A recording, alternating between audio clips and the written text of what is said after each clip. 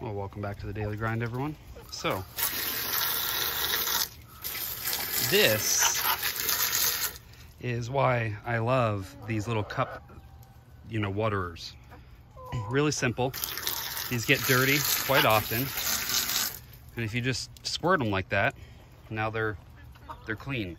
They weren't super dirty just a minute ago, but they'll get very, very dirty, and you just squirt them with the hose, and they're clean again. And that's what I like about them, and it keeps it nice and sanitized for them, because they'll scratch around and then knock stuff into it. And if you get like a bowl or something for them to drink out of, it's a pain because it's really hard to wash those. These, you just squirt them, and then this whole thing gets filled up, and that's that lasts at least a day and a half for them.